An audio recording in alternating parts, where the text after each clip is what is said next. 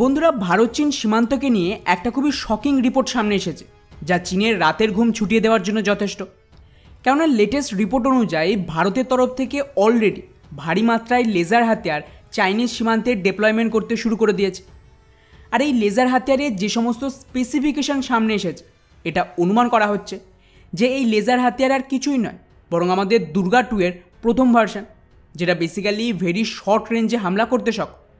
আর already মিডিয়াতে রিপোর্টও এসেছিল এবছরের শুরুতে যে আগামী এক সপ্তাহের মধ্যে দুর্গা 2 এর টেস্টিং হতে পারে। কিন্তু এরপর এ বিষয়ের কোনো আপডেট নেই। এখন সোজা নতুন রিপোর্ট এসেছে যে এটা নাকি অলরেডি সেনাতে সামিল করে ফেলেছে, অর্থাৎ যে টেস্টিং হওয়ার কথা ছিল সেটা কিন্তু খুব সম্ভবত ইউজার ট্রায়াল ছিল। তবে সবচেয়ে ইন্টারেস্টিং বিষয়, আচমকায় ব্যাক টু ব্যাক যেভাবে ভারত চাইনিজ বর্ডারে হেভি ডিপ্লয়মেন্ট করছে সেটা বেশ সন্দেহজনক, এবং এর কিন্তু ব্যাপক সম্ভাবনা রয়েছে যে গালওয়ানে হারের পর চীন আবারও ওই ধরনের অ্যাটাক করতে পারে। আর স্বাভাবিকভাবে এর সবচেয়ে পারফেক্ট টাইমিং হলো এখন, কেননা এই মুহূর্তে দেশে ইলেকশন ঘোষণা হয়ে গেছে। আর স্বাভাবিকভাবেই এমন পরিস্থিতিতে চীন যদি সীমান্তে অ্যাটাক করে তাহলে ওদের তো ব্যাপক ফায়দা হবে।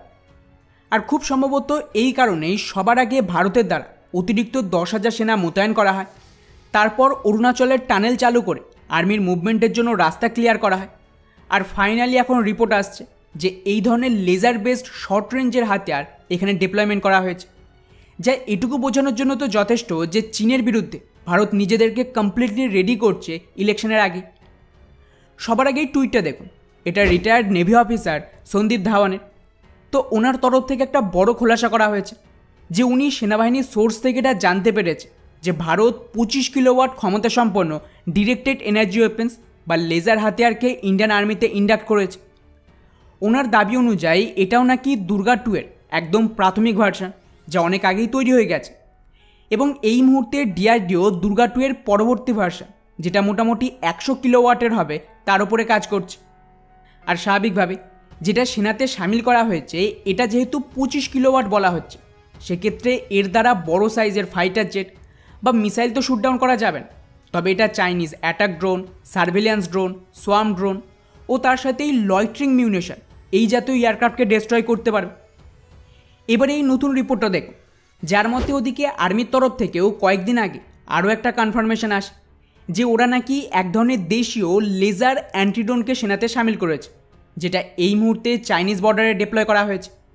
আর এখানে যে ক্যাপাবিলিটির কথা বলা হয়েছে তার মতে এই হাতিয়ার মোটামুটি 5 থেকে 8 কিলোমিটার দূরেও তার টার্গেটে লেজার অ্যাটাক করতে সক্ষম। এখানে দু ধরনের মেথড রয়েছে, একটা হলো সফট কিল, যেখানে শত্রুর ড্রোনকে জ্যাম করে দেওয়া হবে, কিন্তু যদি এই ড্রোন এতটা পাওয়ারফুল হয় যে জ্যামিংকেও ঠেকাতে সক্ষম, সেক্ষেত্রে দ্বিতীয় পদ্ধতি মানে লেজার অ্যাটাক করা হয়, যা এই ড্রোনকে ফিজিক্যালি ধ্বংস করে দেবে। আর এখানেই শেষ নয়, রিপোর্ট অনুযায়ী ভারতীয় সেনাবাহিনী একাধিক এই জাতীয় লেজার বেসড হাতিয়ার অলরেডি সেনাতে সামিল করা শুরু করে দিয়েছে, যা চাইনিজ সীমান্তে ডিপ্লয়মেন্ট করা হবে। কিন্তু মজার ব্যাপার হলো, না ভারত সরকার আর না আমাদের সেনাবাহিনীর তরফ থেকে অফিসিয়ালি এর একটাও কনফার্ম করেছে। অর্থাৎ এখানে যা কিছু হচ্ছে সবটাই কিন্তু গোপনে অথবা সারপ্রাইজ রাখা হয়েছে।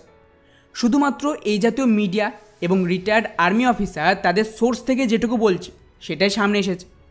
এর সুবিধা হলো চীনের তরফ থেকে ভারতের অ্যাকচুয়াল স্ট্রেংথ বুঝতে পারবেন, যা সারপ্রাইজ অ্যাটাকে ব্যাপক কাজে আসবে। অন্যদিকে হালেই চীনের গ্লোবাল টাইমসের তরফ থেকে এটাও টুইট করা হয় যে ভারত একদিকে তো শান্তির কথা বলছে, অন্যদিকে সীমান্তে নাকি লাগাতার ডিপ্লয়মেন্ট করে দুই দেশের মধ্যে উত্তেজনা বাড়াচ্ছে। অর্থাৎ চীনের তরফ থেকেও বুঝতে পারছে যে ভারত 1962-র ভুল করার মতন তো মুডে নেই, এবং কন্টিনিউয়াসলি চীনকে চাপে রাখতে এইভাবে হাতিয়ার মোতায়েন বাড়িয়ে চলেছে। তবে এই সব কিছুর ভেতরে মেন গুরুত্বপূর্ণ বিষয় যেটা, সেটা হলো ভারত নিজেদের হাতিয়ারকে নিয়ে সম্পূর্ণ গোপনীয়তা বজায় রেখেছে। লাস্ট ভিডিওতে আপনাদের জানিয়েছিলাম যে কিভাবে 2 বছর আগে মাইক্রোওয়েভ হাতিয়ারের টেস্ট হয়েছে, সেটা কিন্তু কেউ জানতেও পারেন। এখন দুর্গা 2 এর ইন্ডাকশন হয়েছে, সেটাও পাবলিক করা হয়নি। এমনকি চীনের বিরুদ্ধে এই ধরনের লেজার হাতিয়ারের ডিপ্লয়মেন্টকেও পুরোপুরি পাবলিক করা হচ্ছে না। ওদিকে মিডিয়ার তরফ থেকে মিনিস্ট্রি অফ ডিফেন্সকে এ বিষয়ে প্রশ্ন করা হলে ওরা জবাব দিতে অস্বীকার করেছে। ফলে এক এক করে এই সমস্ত ডট মেলালে এটুকু তো কনফার্ম যেখানে দুটো বিষয় ঘটছে। হয় চীনের বিরুদ্ধে কোনো ইন্টেলিজেন্স পাওয়া গেছে, তাই ভারত নিজেদের সুরক্ষা বাড়াচ্ছে, আর দ্বিতীয়ত ভারতের দাবি ছিল সবার আগে সীমান্তে পার্মানেন্ট শান্তির জন্য একটা প্রপার ডিল, আর হতে পারে তার জন্যই ভারত এখানে চাপ দিতে এই ধরনের ডিপ্লয়মেন্ট করছে। সাউথ চায়না সিতে ফিলিপিন্সকেও সাপোর্ট দিচ্ছে। ফলে ওভারঅল এটা খুবই ইন্টারেস্টিং বিষয়। এখন দেখা যাক যে এখানে অ্যাকচুয়ালি কী ঘটে।